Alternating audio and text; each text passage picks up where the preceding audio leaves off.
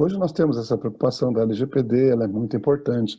Você tem que pedir autorização para o beneficiário para tudo. E é provençal isso. A gente liga para a pessoa, conversa com ela, olha, você me autoriza a fazer isso, esse tipo de trabalho, vê lá com o prestador, tem algum problema? Olha, eu não quero, tenho medo de que o prestador cause algum problema, ou mesmo a operadora. Não, mas é importante. Você vai educando, muitos aceitam. Embora tenha começado agora, já tem essa interação de algumas operadoras que já conseguem interagir, inclusive com o banco de dados da utilização que ele fez por autorização dele. É claro que eu tenho a informação lá, mas eu não posso falar para ele se ele não me autorizar, né? Isso é um apontamento muito positivo, provincial e que pode trazer uma maior aproximação do beneficiário. Tá? Pode passar, por favor? Olha, esse é o custômetro dos planos de saúde. Você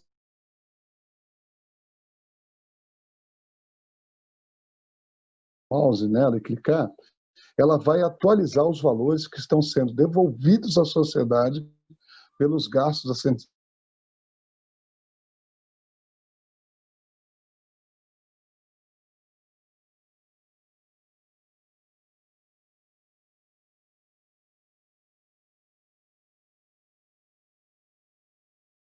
às 9h51, quando eu preparei esta apresentação. Tá? Então, isso aqui já deve estar na casa de 126 mil, porque roda o tempo todo. Na hora que você clica lá, ele fica rodando o tempo todo. Então, é o custômetro dos planos de saúde. Pode avançar. Quem desenvolveu esse sistema foi a Abrange, viu? Pode avançar, por favor. Longe de mim dizer que eu descobri a solução do problema. Não, não é. Mas eu digo pela minha própria carteira, nós perdemos clientes porque eles estavam sem dinheiro para pagar, ou eles tinham um problema financeiro que já vinha sendo assistido por algum tempo, mas nunca pela falta de interação, não só da corretora, do corretor eu, da PJ, Salagá, eu, Josafá, das pessoas que trabalham comigo, daqueles que eu assisto, né, e da própria operadora que aceita e faz um trabalho assim, com uma congruência das nossas expectativas, tá? Então, a interação entre toda a cadeia e o envolvimento de processos que parece simples, mas são importantes. E tem que ter pessoas preparadas para isso. Como eu disse, quando você quando o beneficiário entra pelo canal de uma ligação, né, da central de atendimento, você tem que ter uma preparação. Eu até havia sugerido para um dos coordenadores de MBA da Escola de Negócios Seguros, ao que eu faço parte, que nós colocássemos alguma grades de informações para a pessoa interagir melhor com os beneficiários e com os segurados. Então, ali tinha um pouquinho de rapport, tinha uma condição psicológica, de ouvir em primeiro lugar. Nós temos um problema sério. Boa parte da sociedade não sabe ouvir. E isso, muitos, por exemplo, vendedores ou corretores, eles não trabalham, na realidade, de forma muito positiva isso. Não adianta, ele vai me perguntar depois e vai continuar do mesmo jeito. Então, é importante ouvir qual é a propositura, qual é o fundamento da entrega, não só da venda, como do atendimento, né? Essa educação continuada, principalmente na melhor idade que está dentro do sistema, para que não se sinta perdido, para que não aceite proposituras descabidas de alguns médicos, de alguns referenciados. As cartilhas são necessárias, elas são confluentes a essa interação absoluta, é muito importante. Apontamentos sobre utilização, olha, você está utilizando aqui, principalmente na melhor idade. Esse custo de efetividade, eu bato muito nisso. Essa orientação continuada, protocolos simples de custos de efetividade registrados pelas consultas dos beneficiários. Você acompanha, faz consulta, cria um protocolo, principalmente quando se trata dessa condição, tratamento renal, ortopédico, um possível aneurisma, sei lá, um problema cardíaco, ele tem que ser assistido dentro do sistema. Tá? Pode avançar, por favor? Raimundo, já estourou meu tempo. O que eu faço? Continuo falando? Paro? Pode seguir, pode seguir. Tá. Tem um debate que eu estou preparando para a gente fazer, mas pode seguir, pode o teu material, que é muito rico. Tá bom, mas quando você for para fazer o debate, eu saio correndo, tá? A tecnologia, ela vai servir para poder ajudar. Como a gente estava conversando aqui, tem operadoras seguradoras que têm muito banco de dados, mas eu não sei como é que está sendo trabalhado esse banco de dados. Instruir com informações mais assertivas, anexar orientações sobre cuidados, o tempo real do beneficiário, o tempo que ele precisa para poder entender essa assertividade dentro do sistema. A gamificação, ela é simples, mas ela é tão objetiva. Hoje, a terceira idade consegue ir no banco sem ter que enfrentar fila. Ele coloca o cartão lá, ele está gamificando com o sistema, com aquele caixa, com aquele terminal. Hoje, a terceira idade, inclusive, já com os smartphones mais inteligentes, consegue interagir. Não são todos, não tem problema. Nós temos que ter responsabilidade para instruir ele. Aquele que tem dificuldade de interagir, por exemplo, com o smartphone, ele tem que ser assistido por um outro canal. Nem que você tenha que fazer ligações para ele, ou orientar ele, que sempre tiver uma dificuldade, ligar para a operadora ou para o corretor de seguros para começar ali, para startar alguma possível resolução de problema, né? Então, isso nada mais é do que você economizar e não deixar o beneficiário perdido. Tem que cuidar. Essa arquitetura da informação, ela é muito importante. Muito importante, porque você tem ali um começo, um meio, um fim. Eu fui comercializar um plano de saúde individual, estava com saudade de fazer isso, né? E aí marquei com a pessoa toda protegida, ela ficou de um lado, eu fiquei do outro e tal. Foi muito bacana. E estou ali conversando, ela tem que preencher, e eu falei, olha, o senhor tem ideia do que é um plano de saúde? Não, plano de saúde é para mim usar. Eu falei, tá, mas o senhor tem ideia de como é que funciona? Não sei, como é que é? Eu falei, olha, o senhor pode usar pelo smartphone, baixar o app, se o senhor tiver dificuldade, o senhor pode entrar no site, ou se tiver maior dificuldade ainda, você pode ligar lá, ou ligar para mim. A gente vai ajudar o senhor da melhor forma. Tá, e o que isso tem a ver? É simples. Você vai marcar uma consulta, se você não tem conhecimento do que você está sentindo, ou pelo menos de qual é o profissional que vai lhe assistir, você marca uma consulta com um clínico geral. Ele é preparado para isso. Ele vai te pedir alguns exames, ele vai analisar o que está acontecendo e depois ele vai te orientar para um especialista, para se precisar fazer um tratamento, tomar uma medicação diferenciada, até mesmo fazer uma pequena cirurgia ou de grande porte, não importa. Nessa linha, você está utilizando da forma mais correta possível para você. Eu não estou preocupado o quanto você vai gastar, eu estou preocupado com a forma que o sistema vai funcionar e muito bem para você. Ele olhou para mim e falou assim, ninguém tinha me falado isso. Eu, por exemplo, fiz um plano de saúde há um tempo atrás, parei de pagar porque não tinha condições, eu fazia 3, 4 consultas por mês. Eu falei, então, é um direito seu, mas não é efetivo, não está dando resolução ao problema. Muito pelo contrário, pode até causar mais problema. Ele falou, pô, nunca ninguém me disse, estou perfeito, adorei esse tipo de coisa. Eu falei, então, é simples, tem que ser simples, tem que ser objetivo. É simples assim. E depois que ele recebeu a carteirinha, ele me ligou e falou, olha, recebi a carteirinha, estou contente e tal, vou fazer a minha primeira consulta, já baixei aqui o app, a minha neta me ajudou, a filha dele ajudou, depois a neta veio orientar melhor ali, achei um médico aqui, inclusive perto de casa, vou até a pé. Então, você percebe que essa interação é muito positiva. Pode avançar, por favor. Aqui, né, a gente tenta o tempo todo falar sobre para incentivar a promoção de saúde. A promoção de saúde, a grande maioria com certeza sabe, mas é antecipar-se aos fatos, entendeu? Quando você vai no clínico geral, você faz alguns exames que ele aponta lá, então está começando uma diabetes, enfim, se isso é proposital, mas enfim, às vezes a pessoa até tem diabetes e ela não tem essa noção, não tem esse conhecimento, não tem um nome agora que me faltou, ainda ontem estava com um amigo num centro espírita, ele falou, minha diabetes estava 700, eu falei, é impossível, você está vivo, ele falou, não, é possível porque o médico disse que não sabe o que está acontecendo comigo, precisa me estudar. Eu falei, mas isso é perigoso. Ele falou, lógico que é perigoso. Eu falei, e aí, como é que funciona? Não, vou ter que fazer um tratamento, mais um. Então, assim, as pessoas às vezes não têm noção disso, né? Tem uma dor de cabeça, é uma tontura, acha que é falta de comida, vai lá, se alimenta errado. Toda essa orientação faz parte da promoção da saúde.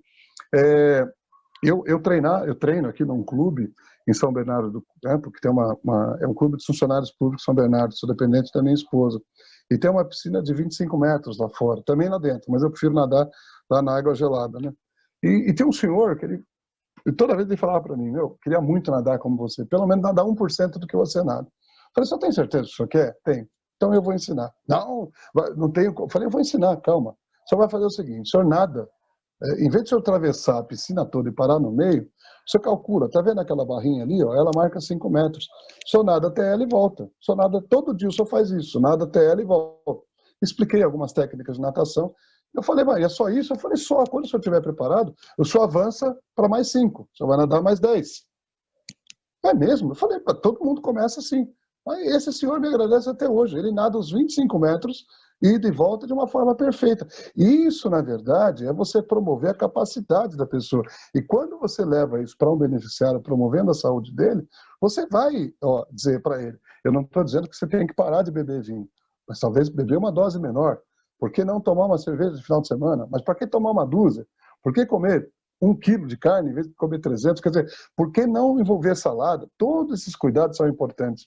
Muitas empresas que nós implantamos no sistema, empresas acima de 300 vidas, ou pelo menos de 150, 200 funcionários, com o passar do tempo, sei lá, uns 4 meses, a gente vai lá na cozinha, vai almoçar com eles e ver o que eles estão comendo. E na maioria das vezes a gente encontra muito erro ali de alimentação. Mas você não pode botar o dedo nele e falar, para de comer isso que isso vai matar você está engordando. Não. Você tem que ir orientando aos poucos.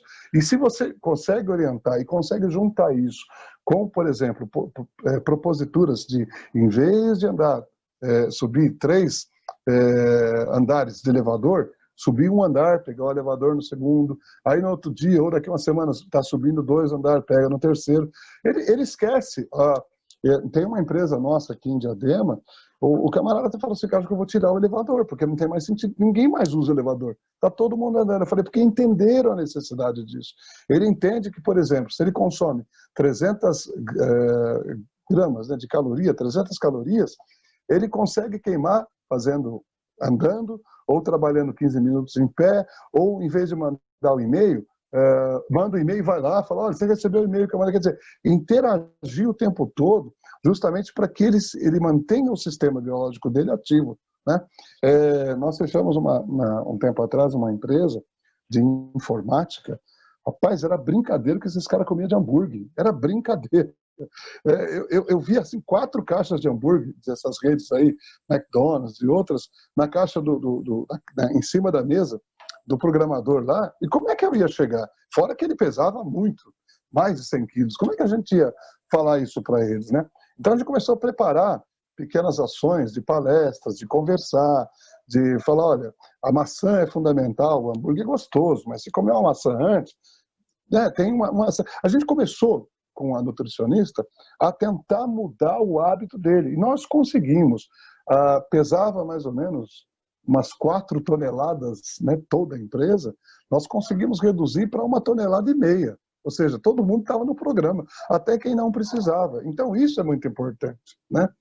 A orientação, como eu já disse, de Maker na postura, a forma que ele senta, né, em cima dos iscos para poder ter a coluna ereta, na hora de dirigir, ter essa noção de programar ali direitinho o retrovisor para não ficar sentado torto, enfim, essas ações são muito profícuas. Pode avançar, por favor. Bom, aqui é como atuar nessa redução de custo que vai gerar receita para a operadora, porque ela está investindo para não gastar mais. Então, você faz a comunicação, aqui eu estou fazendo uma conta Fibonacci, mas essa evolução ela pode ser tanto positiva como negativa, porque se evoluir ao contrário, não sei se eu coloquei o outro gráfico aqui, se evoluir ao contrário, ele só vai ter perdas, né? Então, por exemplo, comunicar, fazer uma comunicação perfeita para os beneficiários. Hoje você pode usar o canal do WhatsApp, pode usar até o Instagram. Tem operadoras que usam o Instagram para falar, olha, você sabia que se você andar tanto, você economiza tanto, você gasta mais caloria, não faz muito esforço, ou alimentação saudável não necessariamente é deixar de comer a feijoada, mas talvez comer menos, não comer a panela inteira. Controlar, você faz o controle disso, estabelece um contexto, né, do comunicar, do controlar, identifica o risco. Identificar o risco é fundamental. Você trabalha o risco identificando ele, faz análise do risco, faz esse tratamento pela educação e pelo empoderamento, monitora e analisa, tenta analisar essa crítica, se ela é positiva ou negativa. Se ela for positiva, beleza. Se houver uma crítica negativa, tem que fazer uma nova interação com o beneficiário, mas deixar ele livre. Ele tem que estar educado e empoderado para ele tomar a sua decisão. Gamificação é muito importante, porque você está ali instruindo o tempo todo. Eu lembro que uma operadora de saúde, lá no comecinho, quando vendia plano de saúde, ela distribuía um manualzinho, e no manualzinho tinha lá um jogo de palavras. E aí a pessoa que acertava aquele jogo de palavras lá, ele mandava, né, tirava uma foto, mandava por e-mail lá, e a operadora já entendia que ele estava sendo educado. E aí ela ficava ali de olho, a utilização dele, está numa utilização mediana. Quanto que eu vou bonificar? 5, mas ele acertou tudo, então bonifica 6. Já reduz aí 30% do custo que ele vai pagar na renovação.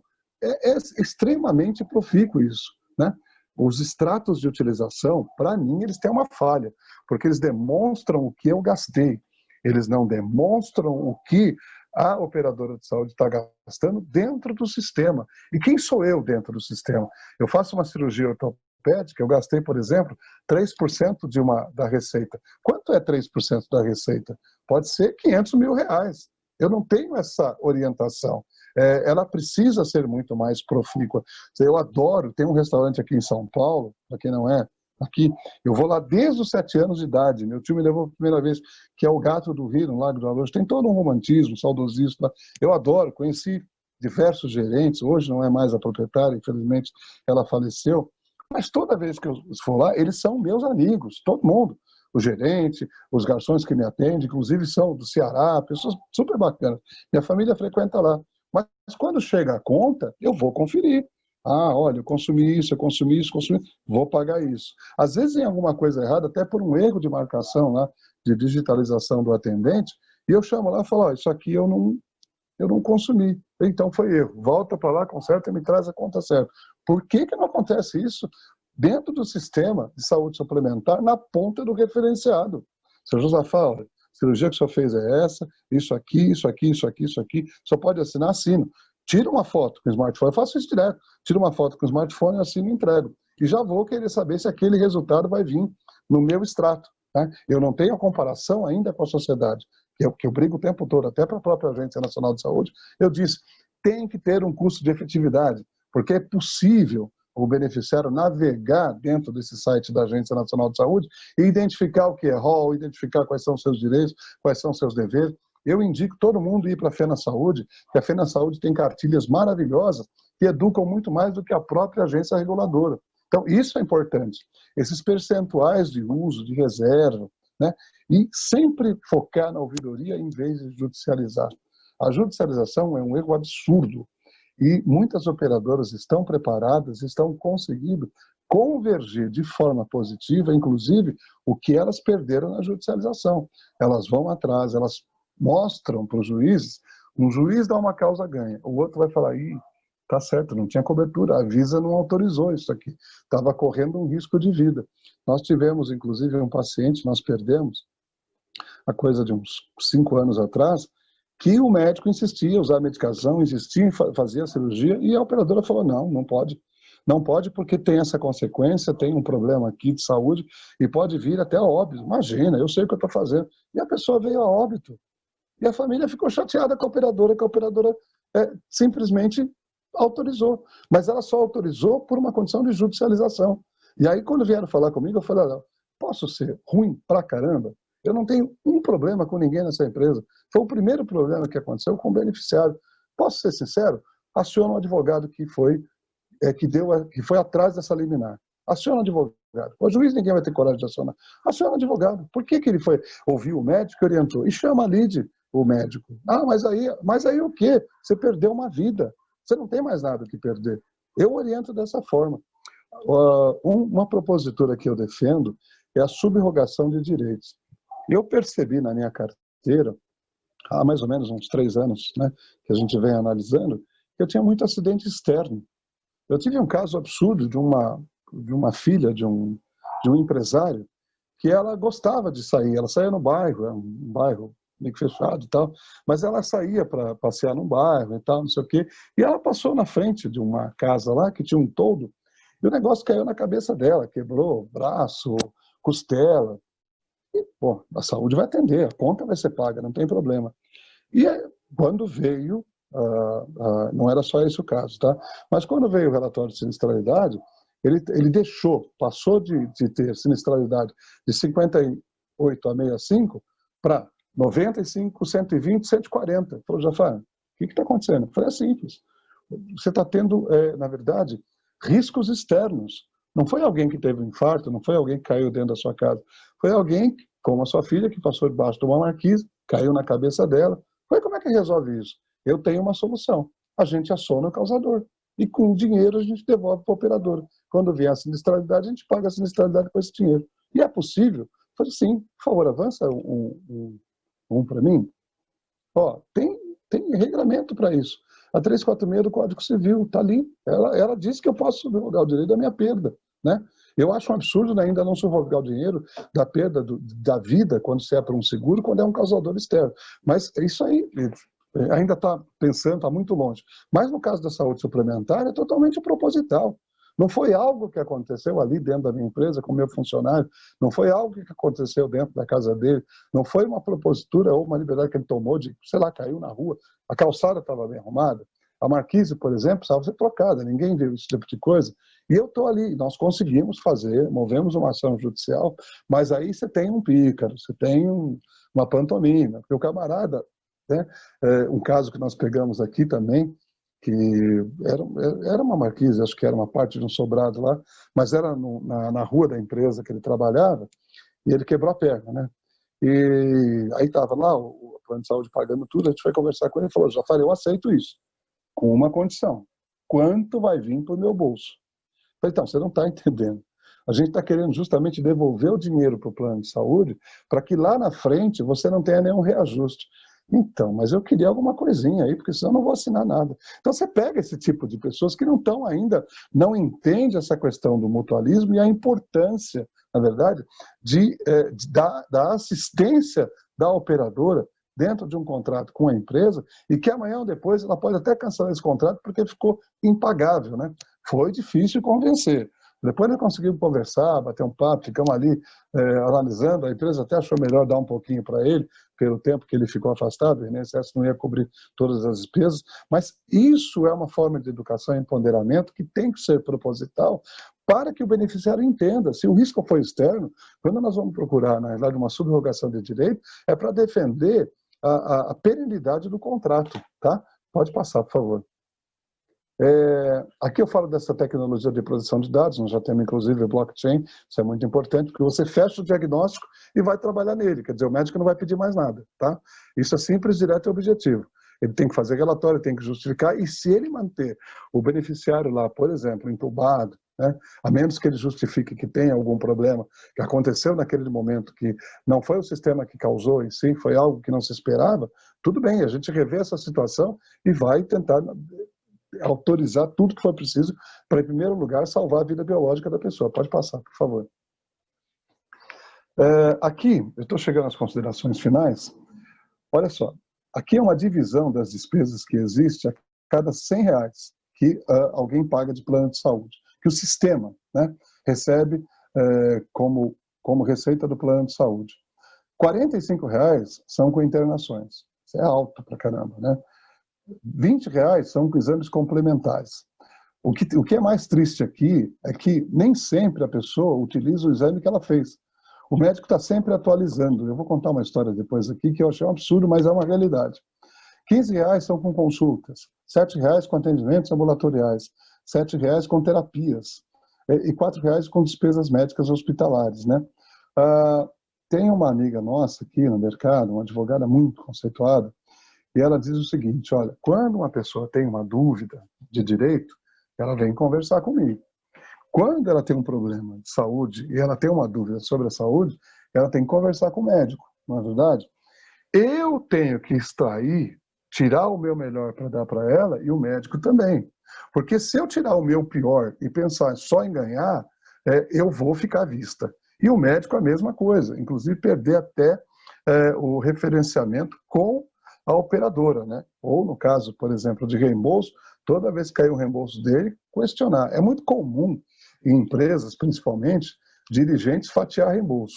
Tá? Eles fatiam. Às vezes tem médico na família, uma consulta custa 350, aí vem lá 4 recibos de 250, você olha, você fala, não, é um procedimento especial, me cobrou R$1.000, eu pedi para dividir. Mas não pode. Ah, por que não pode? Porque a tua base, o teu chão de fábrica está sustentando você.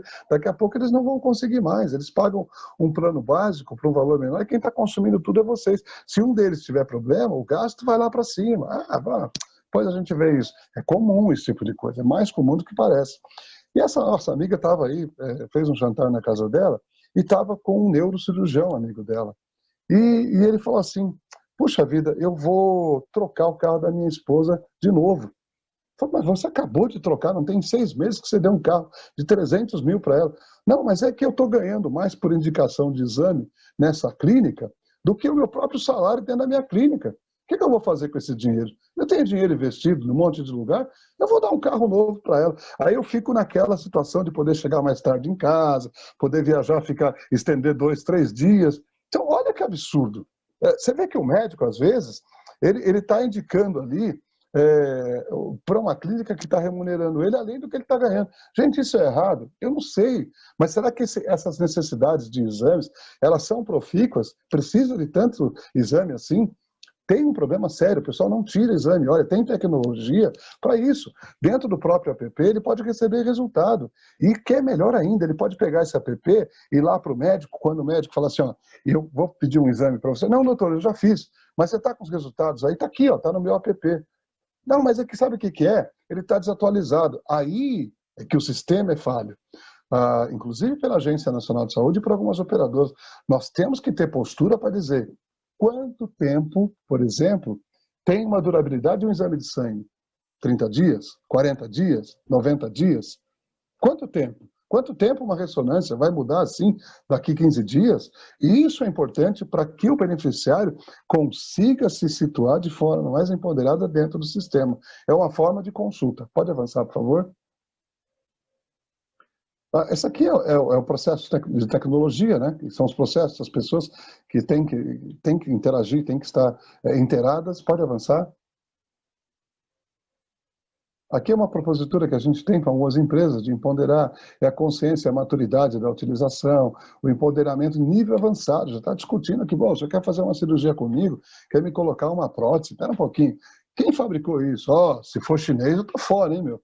Não, não é. É alemão. E qual é o certificado que tem? Não, você recebe... Não, eu quero saber como é fabricado, o que foi usado. Eu quero saber se isso tem um seguro de responsabilidade. Aliás, o senhor tem um seguro de responsabilidade civil para poder me operar? Ele tem que ponderar. Isso é desafiar a inteligência de ambos. Não é mais oferta, né? Não é mais chegar e aceitar qualquer decisão, né?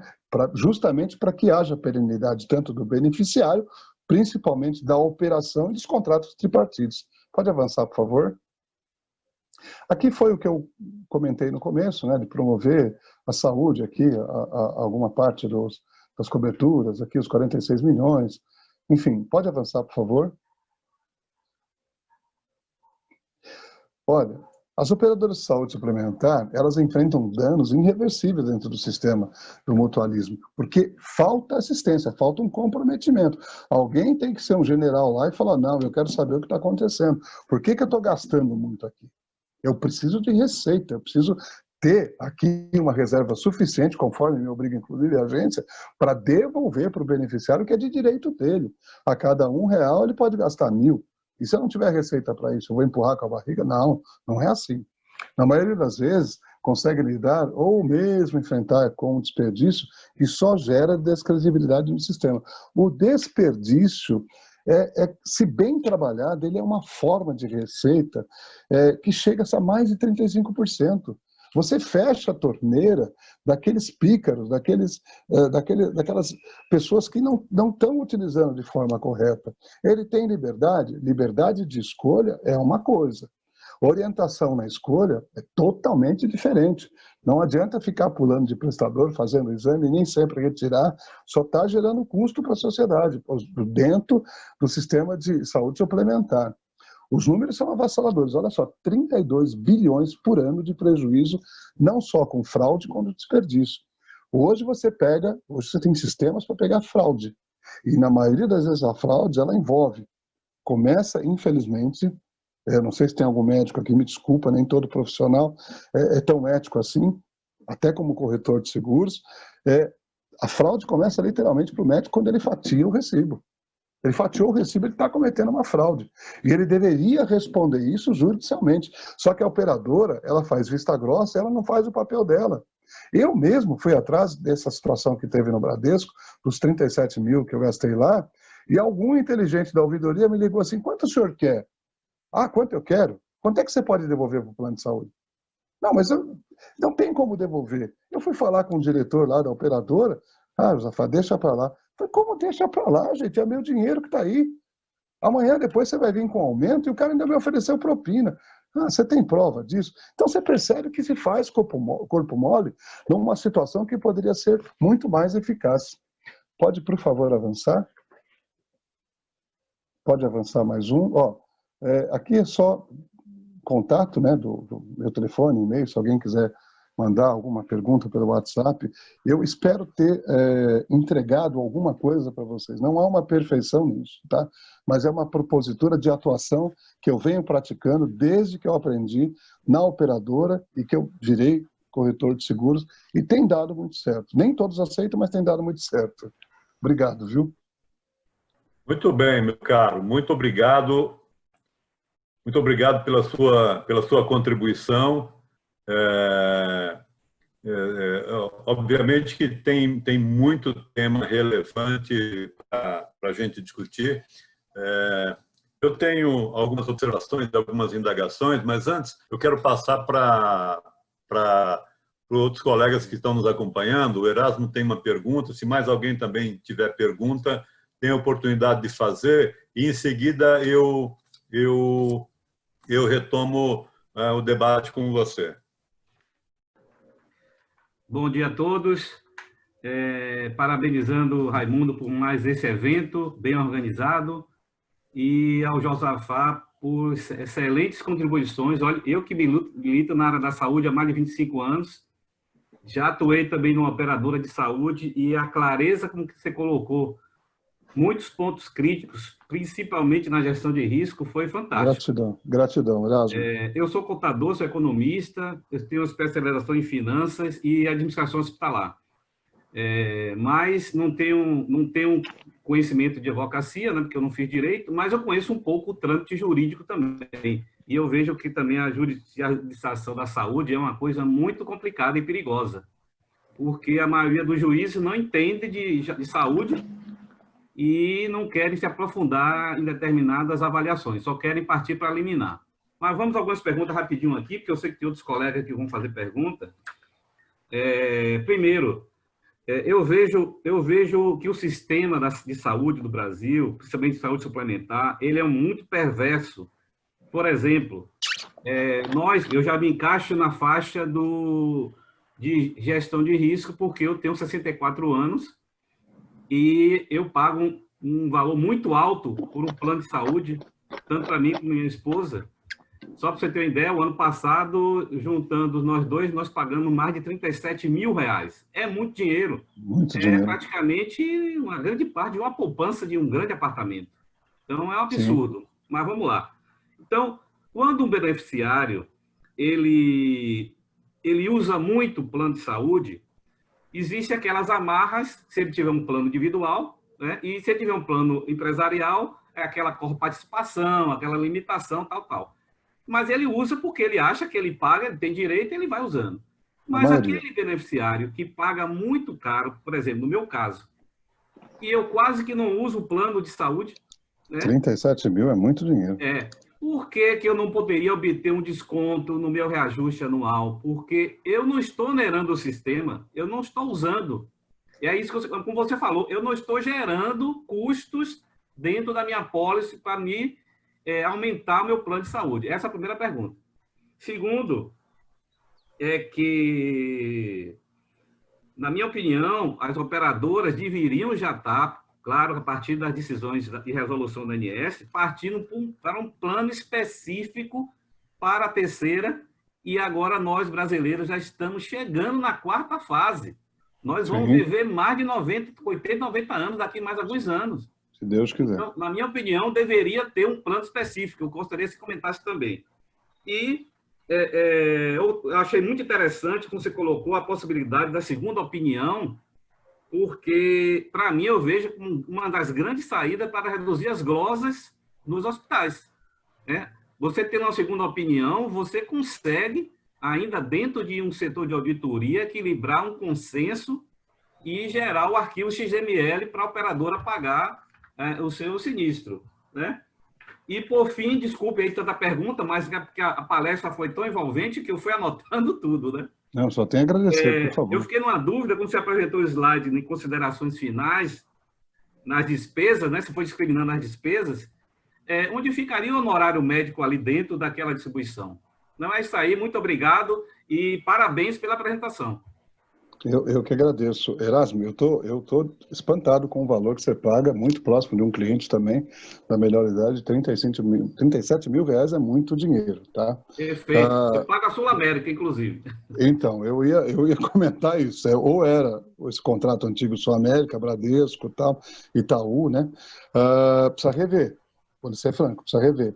As situações aqui, eu vou comentar rapidamente, assim, todo mundo que me procura falando que, olha, eu ganho 15 mil por mês, tenho uma reserva que está acabando e pago 20 mil de plano de saúde e não estou aguentando mais.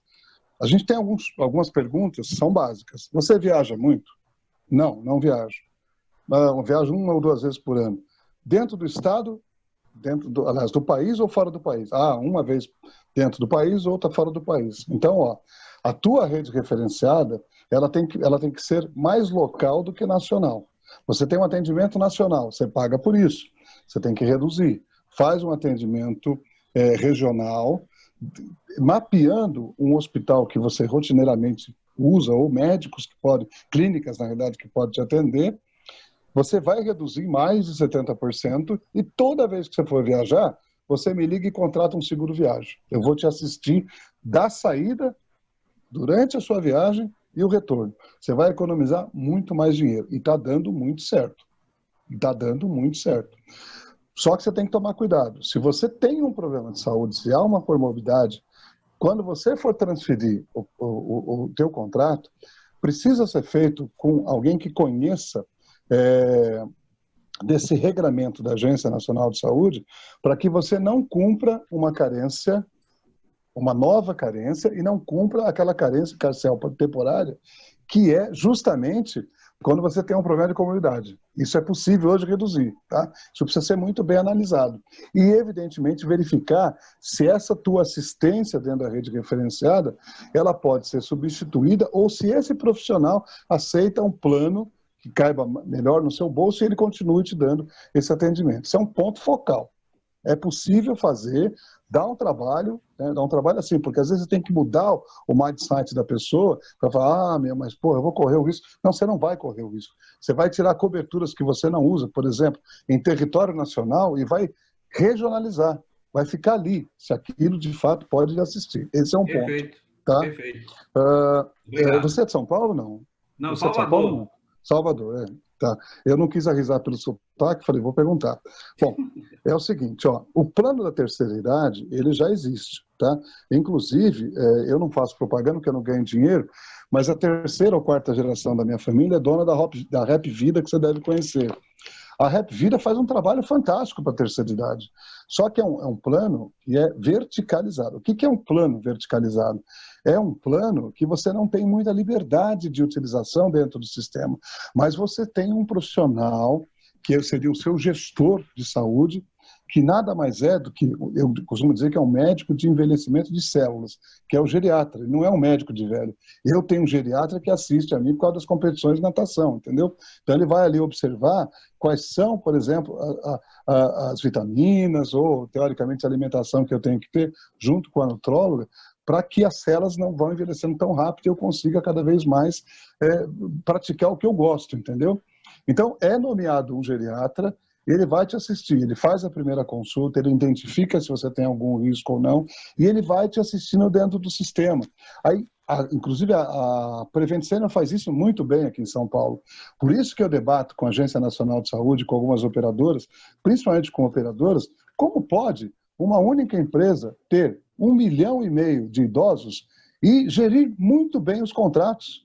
Os reajustes são todos eles administrados, nada fica fora daquilo que não se pode pagar. Então, existe uma forma de você atuar positivamente para poder assistir à melhor idade. E isso é uma referência que você tem que ir atrás, tá? A questão da segunda opinião, ela sempre existiu. Pouca gente sabia. Não é gasto para a operadora você ter a segunda opinião. Mas eu vou lhe ser franco. A segunda opinião, ela tem que partir, em primeiro lugar, da sua interação com a operadora. Em primeiro lugar, olha, como a Mil fez comigo. A Mil, estão querendo me operar. Não, Josafa, peraí, deixa eu ver seu tamanho, seu peso, o que está acontecendo e tal. Olha, eu consigo uma resolução melhor, não vou deixar você afastado da sua sociedade, da família, dos amigos. Vai ficar em cima de uma cama por 60 dias. E eu te garanto que se você seguir o que eu estou dizendo, você vai ter uma recuperação perfeita. E eu estou tendo. Eu sou prova de que a coisa funciona, tá? Aí você falou, você quer saber dos honorários do médico, é isso? Perfeito. Então, eles estão dentro dessas despesas médicas hospitalares e também de consultas, tá? Quando você faz consulta, evidentemente, você tem o valor da consulta ali que a operadora paga, ou, num caso de reembolso, quanto você recebe, sempre lembrando que o reembolso do médico, dependendo do seu plano, coloca 3 vezes o valor no bolso dele que a operadora pagaria uma única vez, entendeu? Então, quer dizer, se eu vou ressarcir a ele R$200, ele vai te cobrar 600, porque ele tem noção de que ele consegue receber até 3 vezes. E essas despesas aqui de médico hospitalar, despesas que são de tratamento, cirurgias, tudo que ele puder cobrar de você por fora, inclusive de aconselhamento, tá? Vale, muito obrigado. Tá, Legal. Qualquer coisa você tem meu WhatsApp. Já aí, estou com o seu me contato chama. aí, a gente vai conversar depois. Pô, agradeço, a experiência para mim. Tem uma pergunta da Márcia. Está aí no chat. Você está com acesso ao chat? Não, senão eu leio para você. Por favor. Parabéns, tal. Ela está fazendo isso de quando fazer um plano regional para redução de custo. E ela pergunta como você vê o serviço de telemedicina nesse cenário. O risco? Não. Não, Como eu vejo... ela diz assim, ó, parabéns, excelente apresentação. Estou fazendo isso agora, que você recomendou, quando o cliente não viaja, fazer o plano regional para redução do custo e recomendar o seguro viagem. Isso. Como é que você vê o serviço de telemedicina nesse cenário? Olha, perfeito. Era algo que já tinha uma propositura de entrar em vigor, mas existiam algumas questões lá. Nós temos muitos pensadores no Brasil, pessoas inteligentes que pensam demais e têm pouca efetividade no que de fato tem que fazer.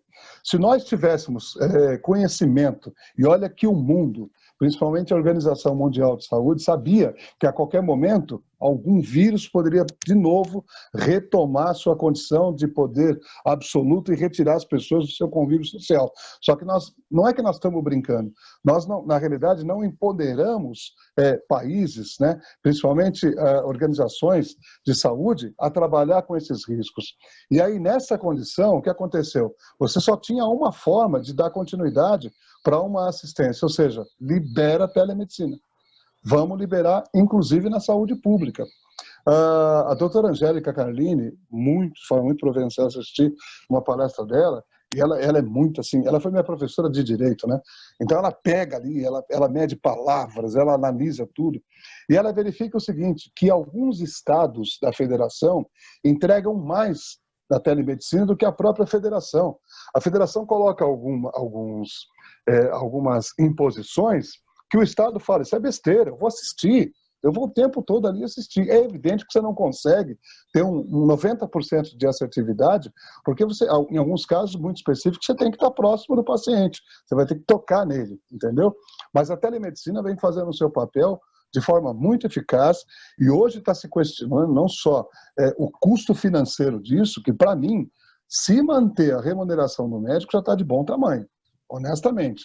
Porque você economiza tempo, você economiza dinheiro com estacionamento, você economiza aquele desgaste de se locomover em grandes cidades, né?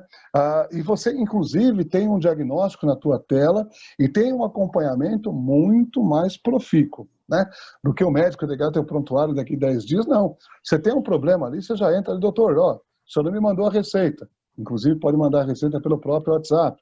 Ó, doutor, está falhando aqui, eu não consigo, vai resolver pelo WhatsApp. Na realidade, tanto nós, corretores de seguros, como vocês, profissionais e os médicos, estão trabalhando muito mais em casa, né, por esse canal, do que de forma presencial. Mas eu sou muito a favor da telemedicina, ela tende a ficar, ela veio para ficar, inclusive tem seguradoras que não vendem plano de saúde, e sim seguro de vida e previdência privada, que já estão atuando e entregando para os seus segurados consulta pelo canal de telemedicina, pelo canal de teleatendimento, com uma efetividade fantástica. Não sei se eu respondi a pergunta dela. Maravilha. Mais alguém tem pergunta?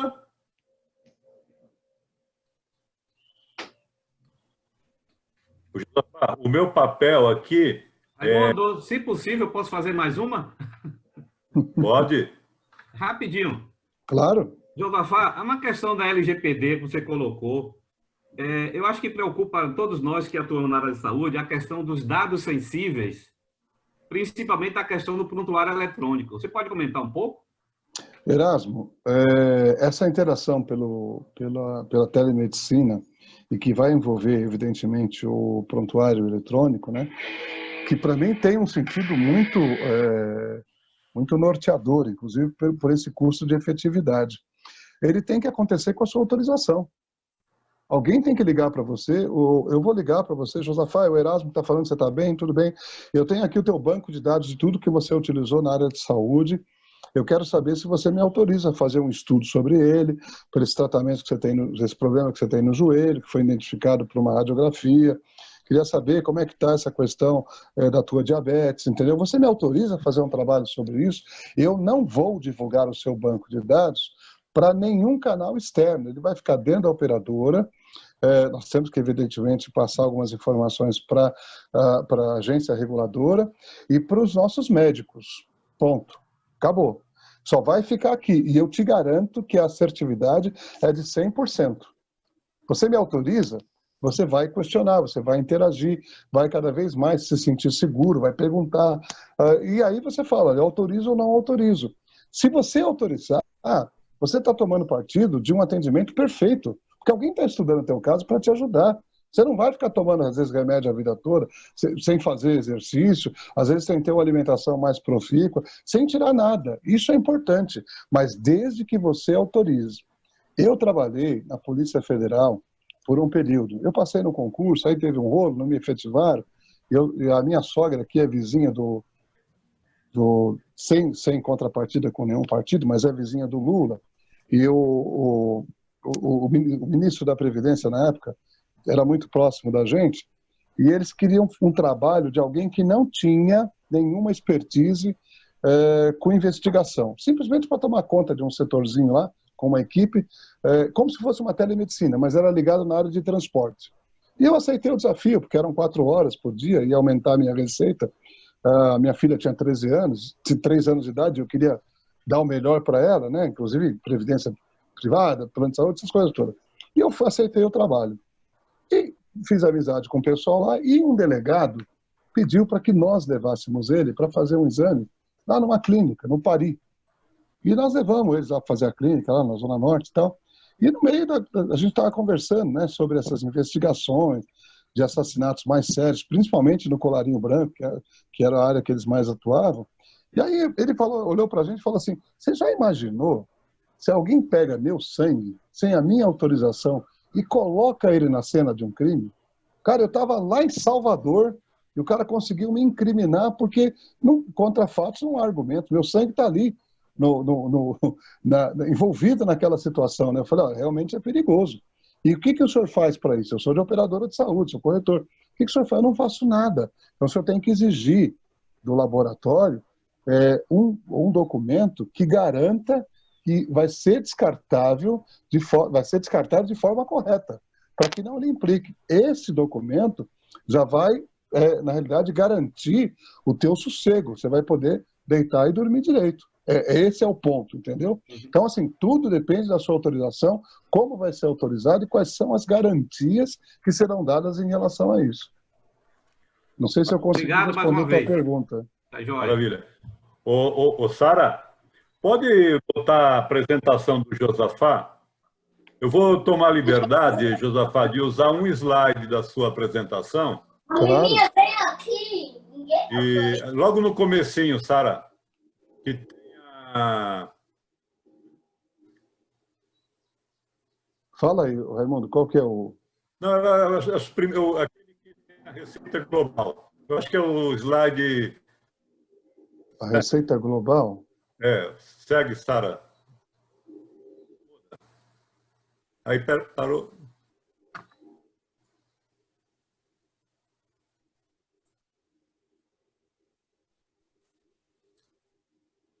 Segue mais um, Sara. 8, 9, 10.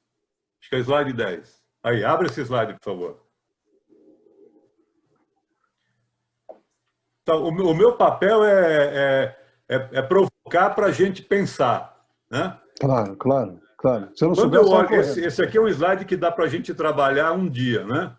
Mas quando eu olho esse slide, a receita de contraprestação aqui é o valor do plano de saúde que as pessoas pagam. É isso, né, José? Só para a gente alinhar. A receita de contraprestação é o quanto eu entrego. Tá. Você Tá? entrega para... A sociedade, na utilização, de forma de utilização. Então, mas aqui, ó, eu tenho a despesa assistencial, ok? Não, Raimundo, desculpa. Não, aqui a receita é o quanto eu recebo para poder... Desculpa. Tá. Então, por que eu quero provocar? Eu quero provocar o seguinte. Quando eu olho aqui, isso aqui é o montante de dinheiro que os clientes pagam para o sistema de saúde suplementar. Isso. Muito bem.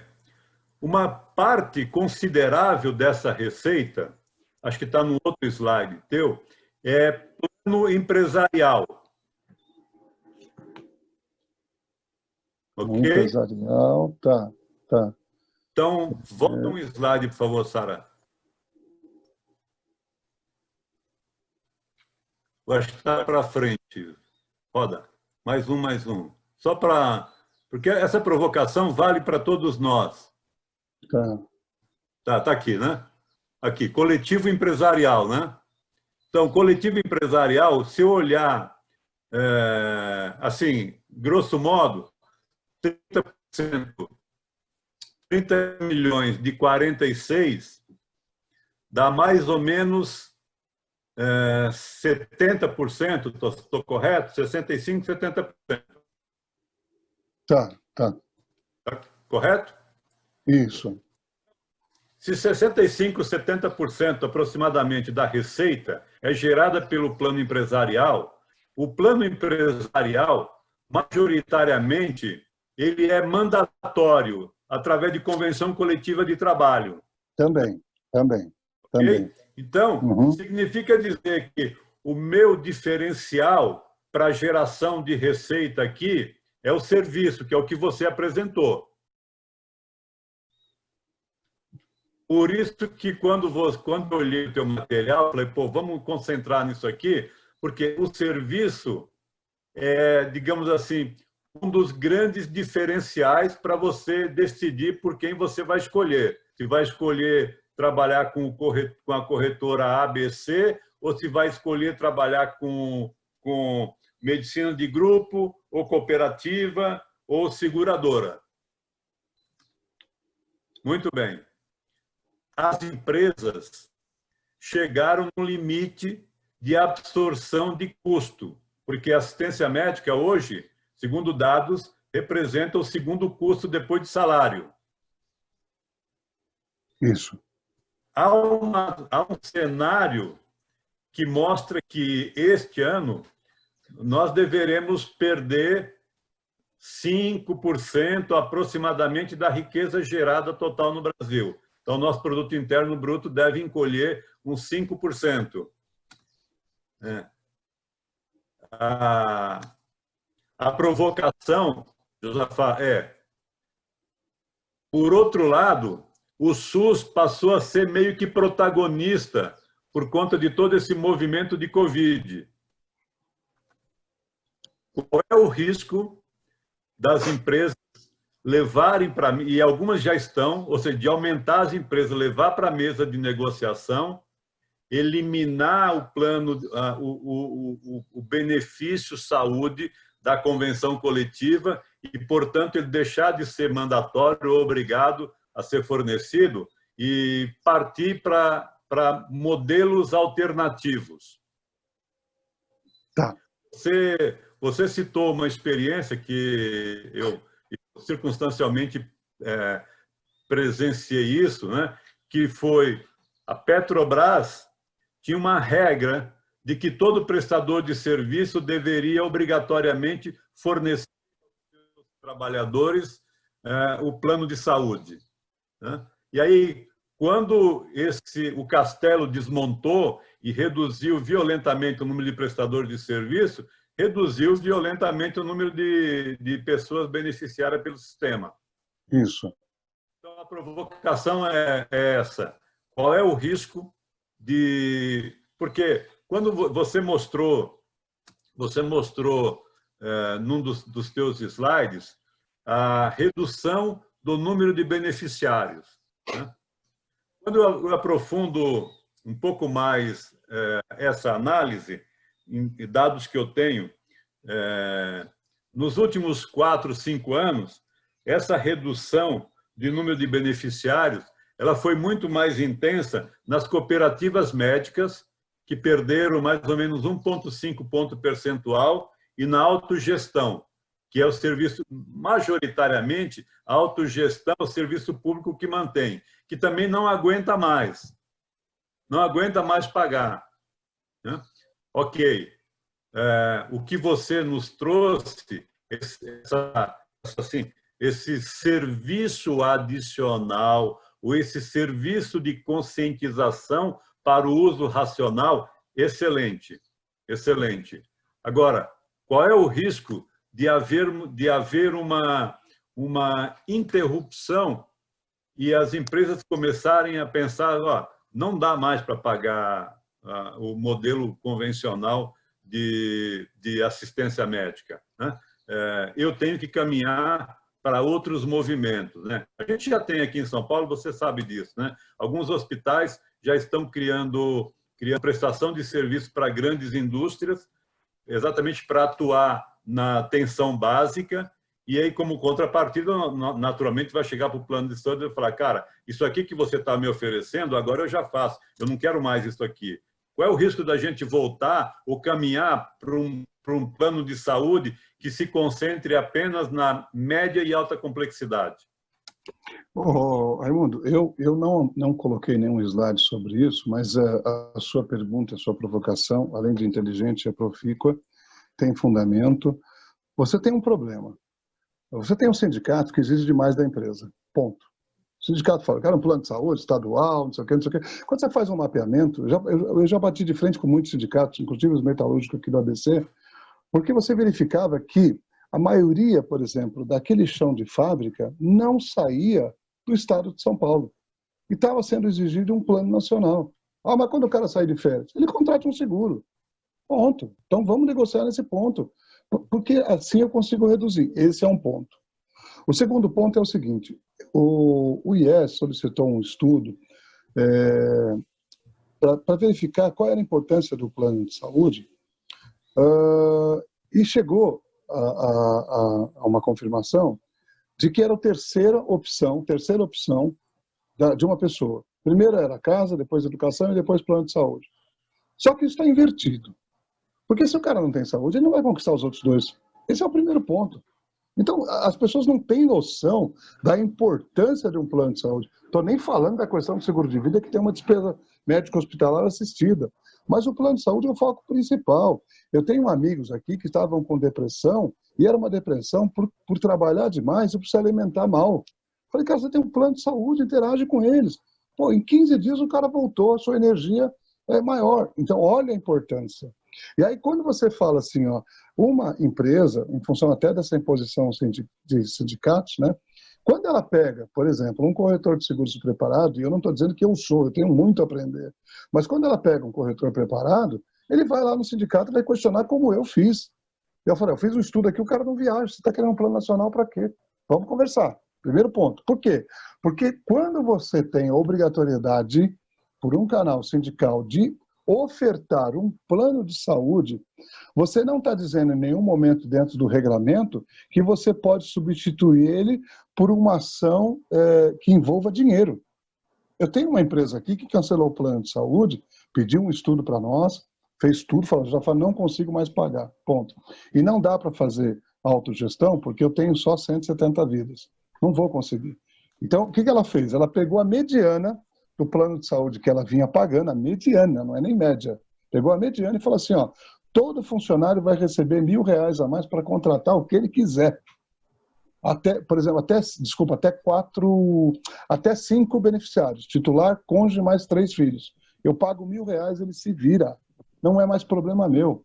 O sindicato veio para cima. Falou, aonde está escrito aqui que eu não posso ofertar dinheiro para ele comprar o plano de saúde? Por que eu tenho que contratar?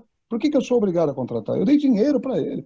Ah, mas se você dá dinheiro para ele, não vai comprar plano de saúde. Não é problema meu. Aí tem o SUS. Se ele prefere receber o dinheiro, porque eu não exigi uma conta-prestação. Eu disse para ele que era uma falha.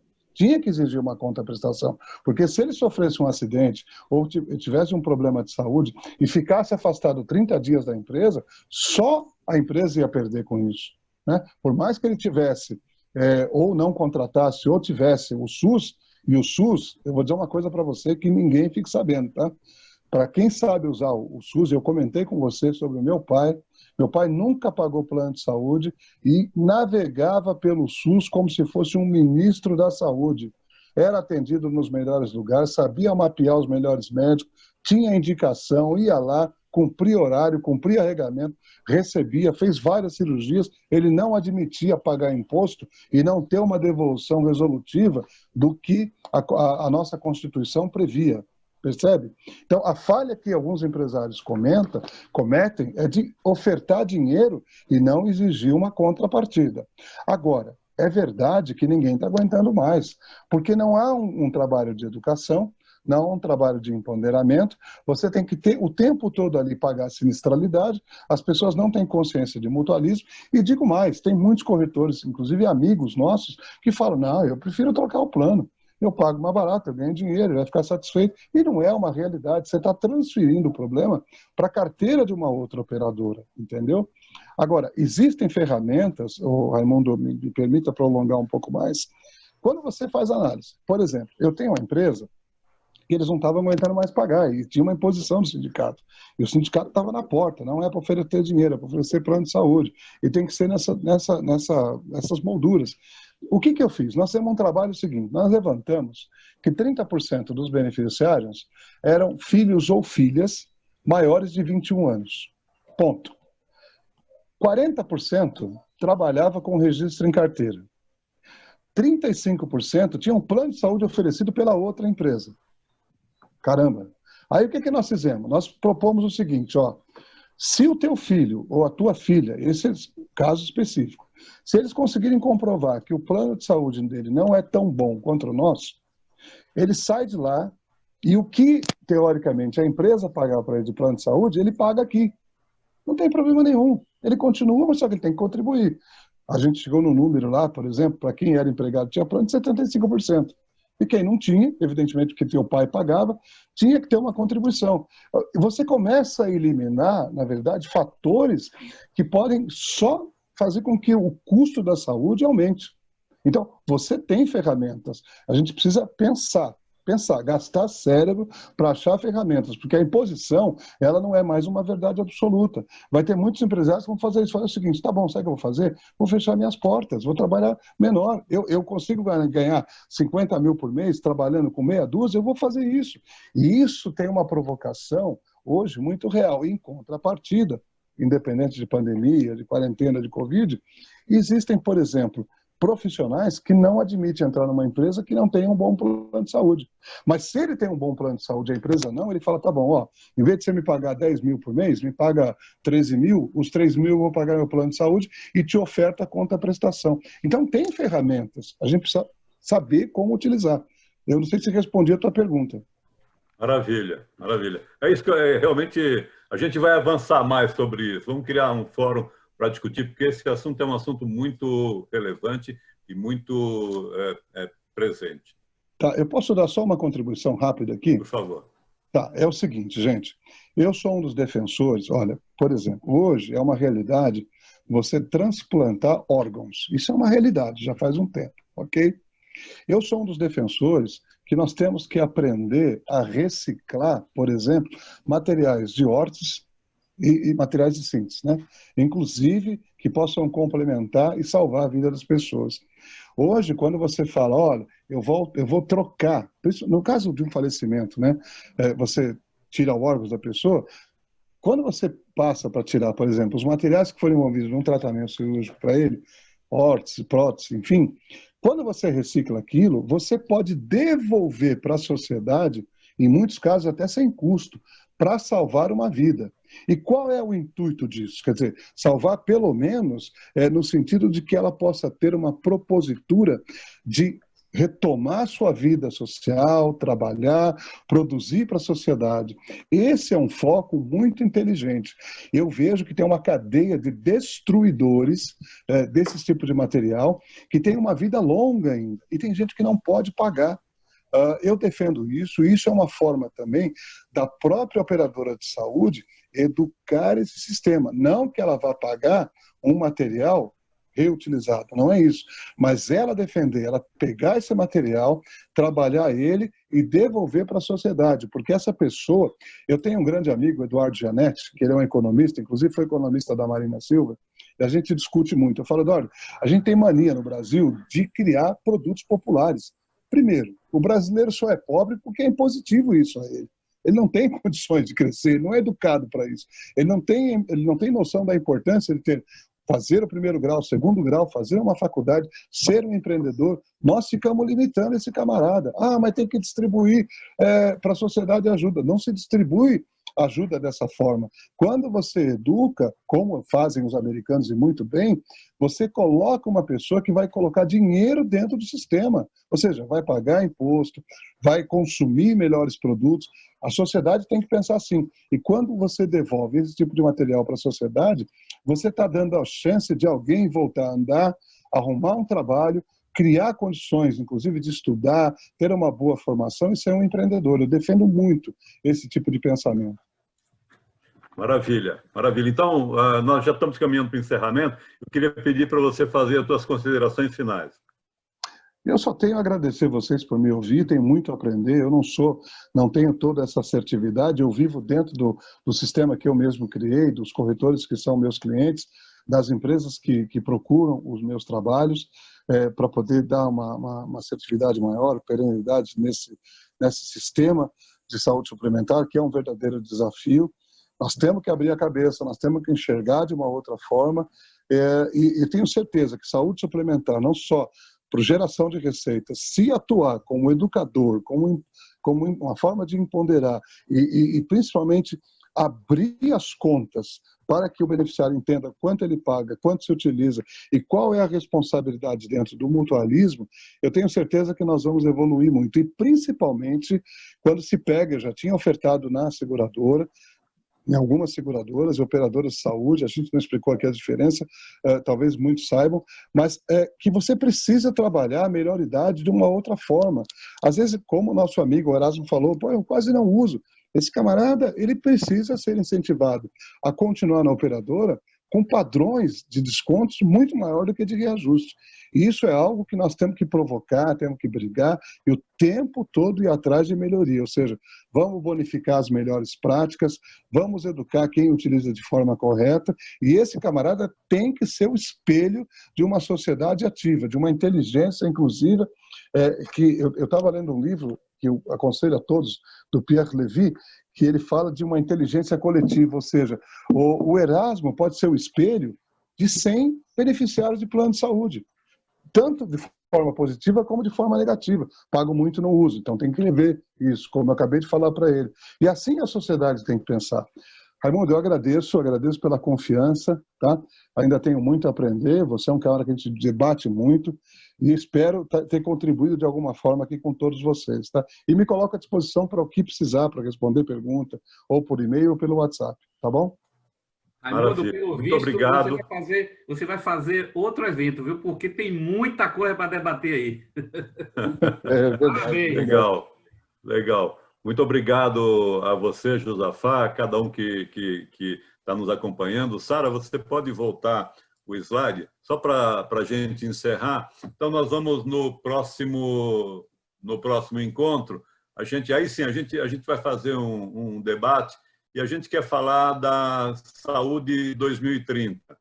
Então, o Carlos Sá vai falar um pouco sobre o Hospital do Futuro, com uma base tecnológica. O Ulisses vai falar sobre o futuro da saúde suplementar. Então, quem não conhece, o Ulisses é CEO da Leve Saúde, que é uma operadora que está nascendo no Rio de Janeiro. E a doutora Papi vai falar um pouquinho sobre medicina do futuro, mas na perspectiva do usuário. A gente tem percebido um movimento muito grande da chamada medicina complementar e alternativa, né? E então a gente achou que deveria, dentro desse espírito de provocação, deveria trazer esse tema. Então, esse vai ser o nosso cardápio para o próximo sábado, né? E ao encerrar, eu só queria deixar com vocês também essa reflexão final, que é a questão do tempo, né? Então, aqui a gente está num grupo de vencedor. Mas, sabendo ou sendo vencedor, a gente sabe claramente que o caminho é longo. Mas ele precisa estar focado na meta. É preciso ter meta. Metas empresariais, metas pessoais, metas individuais, né? A meta é a que nos leva ao futuro. E a meta, ela deve ser sempre de uma forma que nos inspire a buscar um novo conhecimento, que nos inspire a eventualmente reciclar, ou eu chamo de rever ou repassar um conhecimento que a gente, por algum momento, deixou de lado, né? Mas como transformadores de um mundo e de uma sociedade que cresce e na nossa perspectiva continua crescendo todos os dias, ter uma meta para ser alcançada, para ser buscada, deve ser parte do nosso dia a dia, dos nossos afazeres e da nossa realidade.